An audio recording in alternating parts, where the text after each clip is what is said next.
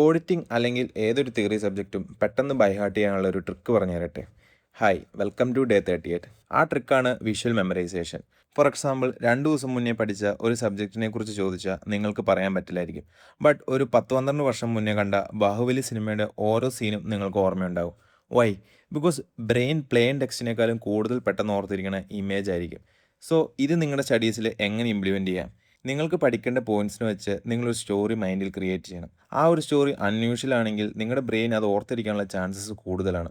For example, നിങ്ങൾ ഇൻവെൻറ്ററിയുടെ main ആയിട്ടുള്ള അസേർഷൻസ്, അതായത് completeness, existence, rights and obligation, പിന്നെ വാല്യുവേഷൻ, ഈ പോയിന്റ്സ് ഒക്കെ പഠിക്കാൻ പോകണമെന്ന് വെച്ചോ. ഞാൻ ഈ പറയാൻ പോണ സ്റ്റോറി മൈൻഡിൽ ഓർക്കുക. നിങ്ങളൊരു വലിയ വെയർ ഹൗസിലേക്ക് കയറി ചെല്ലുക. അതിൻ്റെ ഫ്രണ്ടിൽ ഒരു വലിയൊരു നോട്ടീസ് ബോർഡ് ഉണ്ട്. അതിൽ കുറേ ചെക്ക് ലിസ്റ്റ് ഉണ്ട്.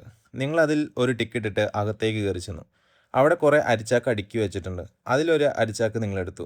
അപ്പോൾ അവിടെയുള്ള സ്റ്റോർ കീപ്പർ വന്നിട്ട് പറഞ്ഞു അത് പുള്ളിയുടെ ആണെന്ന്. ബട്ട് അതിൽ നിങ്ങളുടെ പേര് എഴുതി വെച്ചിട്ടുണ്ടായിരുന്നു. ആ പേര് നിങ്ങൾ ചൂണ്ടിക്കാണിച്ചിട്ട് പറഞ്ഞു അത് നിങ്ങളുടെയാണെന്ന്. അപ്പോൾ പുള്ളി ഓക്കെ എടുത്തോളാൻ പറഞ്ഞു. പിന്നെ പുള്ളി ചോദിച്ചു ഈ ഒരു അരിച്ചാക്കിന് എന്താ വില എന്ന്.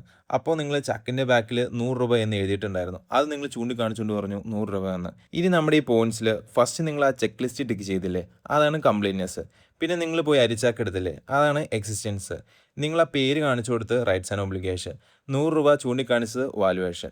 സോ ഇതുപോലെ ഏത് പോയിന്റ്സ് വേണമെങ്കിലും നിങ്ങൾക്ക് ഈസി ആയിട്ട് മെമ്മറൈസ് ചെയ്യാൻ ഈ വിഷ്വൽ ടെക്നിക്ക് യൂസ് ചെയ്യാം. അപ്പോൾ ഓക്കെ, ഗുഡ് നൈറ്റ്.